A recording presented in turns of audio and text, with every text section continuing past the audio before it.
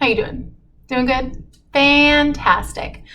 So hopefully you guys saw by the title that we're talking about Prometheus for Makeup Myth Mondays. Woot woot. I was really excited to start this. I got some inspiration last night, which we will talk about. It's fine, but I wanted more of a fire-themed look today with a really bold lip.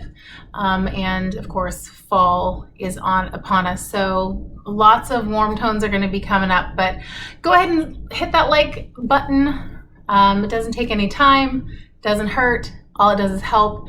I'd really appreciate it. And if you want to see how I got my mug and learn about Prometheus, stay tuned. I'll show you how I did it. Okay, so the reason that this really sparked my attention and made me do this video was I was watching Moana last night and with Maui, and he was talking about who brought you the flame, and I was like, oh, Prometheus did that in Greek mythology. Let's talk about Prometheus in my next video. So Prometheus, I guess if you're not familiar, but you are familiar with Moana, is kind of similar. Of course, I would never say that they're the same because obviously different cultures and they have different morals, values, all those things. But basically, you know, hero to all men kind of is what Prometheus ends up being.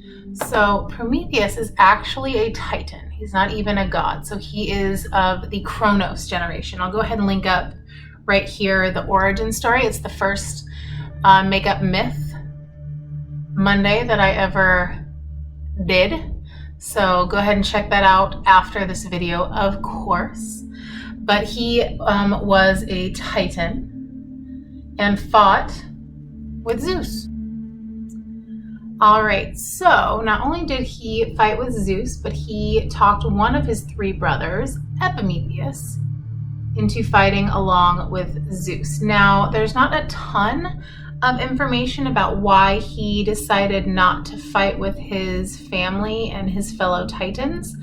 But a few sources that I found said that he was a little bit peeved at the Titans for going with Atlas's more general type of strategy. I know words, it's fine. And he is more of the brute force type of general, if you will, where Prometheus is more of the strategic and basically a planning kind of general, and that's what he wanted. And he knew if they went with brute force, Zeus was going to win. So, long story short, obviously, the Olympians won, and most of the Titans were punished for their role in trying to take down the Olympians, except for, of course, Prometheus and Epimetheus. They are given the task of basically creating creatures, including humans, down on Earth. And so they started working on this, and Prometheus means forethought, Epimetheus means afterthought. So Epimetheus, not really thinking about the ramifications, started giving all of these great powers and gifts to the animals. So you like strength to the gorillas, fangs to the lions and tigers, and memory to the elephants and things like that. And by the time that they had realized what was happening, it was too late. So Prometheus, he actually really wants the humans to do well, right? He really does. So he basically says, okay, so we can't give them any of these gifts that you've already given to the other animals. So what are we going to do? So he basically goes, okay, well, we're going to make them stand upright, unlike the other creatures. And then we're also going to make them in the form of the Olympians, kind of in the form of the gods, to give them more status. Another thing that Prometheus does is he gives humans fire, because he wants them to be self-sustaining and as close to the gods as possible and rule basically over all of Earth. Zeus is not a big fan of this, but he gave them that creation, so I guess he kind of had to be okay with it, I guess, at that point, right?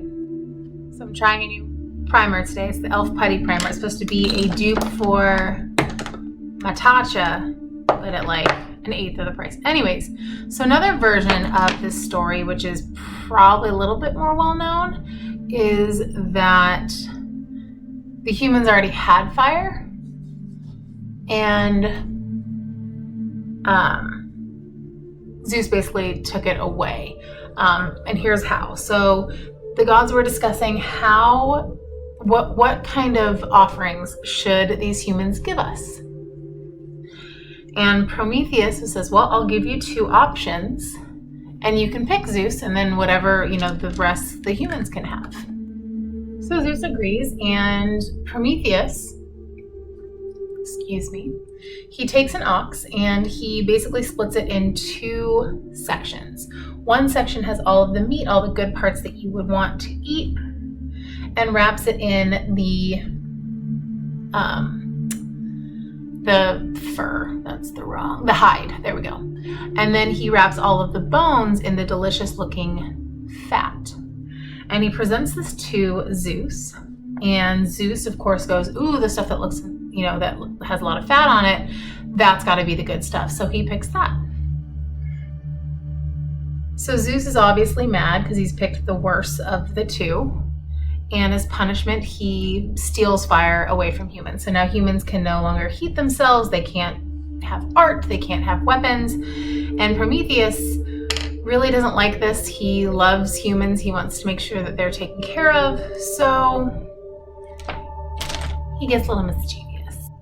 Oh my gosh, I brought you back in. Anyways, so Prometheus, he goes and sneaks into Hephaestus's lair or workshop and steals a flame. And in most cases, he hides it in a reed, a hollowed out reed. Hides the flame for the humans. I think I'm using the wrong color. Of course I am. Isn't that wonderful? Give me 1 second. Perks of being ready to go on vacation. Anyways, I got the right color. It's fine. It's fine. It's totally fine. Me dyeing my hair red at one point. Anyways, so he hides it in a reed, and to honor that, Athenians, whatever, they start this race where players on the same team will pass a burning torch from person to person, and the winner, the last person, gets to light the torch in Athena's palace. And that's the first relay, and actually ends up being kind of the blueprint for the Olympic flame being ran around the world. Anyway, so Zeus is not happy with the fact that he's been bamboozled. He's never a fan of that. None of the gods are. So he decides that he is going to not only punish Prometheus, but he's also going to punish the humans. So let's talk about the human punishment first. So to punish humans, Zeus and the other gods make this creature. A very curious creature, very powerful creature, a very beautiful creature. The most beautiful creature they could basically come up with. Pandora, a woman. And she's basically the essence of women. Like, that's what it is. A curious, troublesome creature. I didn't write it. Don't get mad at me. So Pandora, everyone knows about Pandora, right? Okay, well, she's like the essence of women and mischievousness and all that jazz. Well, the gods also give her, as a gift, a box. And they each put something in the box, but tell her not to open it. Sorry, I really cannot do my wing liner and talk at the same time. Sorry. Anyways, so Zeus sends Pandora to Epimetheus, Mr. Afterthought. Whereas Prometheus is forethought. Anyways. Now, Prometheus had warned Epimetheus. Prometheus had warned Epimetheus not to receive any gift from Zeus, because it's probably revenge of some sort, because I pissed the dude off. But Prometheus is like, but it's a beautiful woman, not thinking about it, basically falls in love with her. Don't really blame him. Anyways, so, like we all know, she gets very curious and opens this box. And out come all of the horrors that the gods put in there. So famine and sickness and drought and natural disasters, so fires and earthquakes and hurricanes. Oh my. And basically unleashes all this evil onto the world that wasn't there before, I guess. Except for maybe when the Titans were around. I don't know. Anyways, so, but what she does notice, and everyone else kind of notices, is that there was one good thing put in that box by the gods. And it's something that we all know very well, like when there's a natural disaster or an attack or anything, we always cling to hope. And that was what was also put in the bottom of the box. So she also released hope onto the world as well. You don't know what that says about women being hope, or that we're just naive little creatures. But there it is. But wait, we haven't talked about Prometheus's fate and what his punishment was for going against Zeus. Don't do that, Prometheus. It's not good for your health. Anyways, so Zeus, not happy, basically says you will suffer for eternity hanging on this rock, on this mountain. I'm sorry, a mountain. And the person who is going to free you hasn't even been born yet. So how about them apples? What a jerk. Also, you're not only going to be hanging here by your arms and by your feet all the time, I'm also going to send this lovely little eagle who every single day is going to eat your liver. But you're immortal, so it's going to regenerate every single night, and he's going to be back the next day and do it all again for eternity. Rough, dude. That's rough. So, not only that, but there's also some stories about that Prometheus has a secret, which is why Zeus is so hell-bent on punishing Prometheus.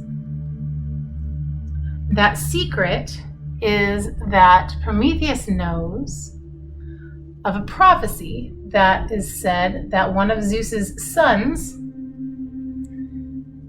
is going to overthrow him. We're all aware of how well the men in this family take that, right? Good. Glad we're all on the same page. So anyway, Zeus sends Hermes down several times to be like, okay, we'll let you out. Just tell us who the mother is, right? Because Zeus is gonna be like, I'll make sure that I'm not ever gonna be with her.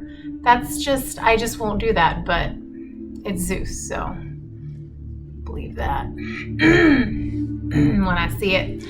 But Prometheus says nothing, absolutely nothing, and that's why he's kind of known as the steadfast god, Titan in Greek thought, and why anytime that the Greeks kind of do this truth to power thing, Prometheus is kind of their superhero or their spokes god or their mascot, for lack of a better term, their mascot. Good Lord.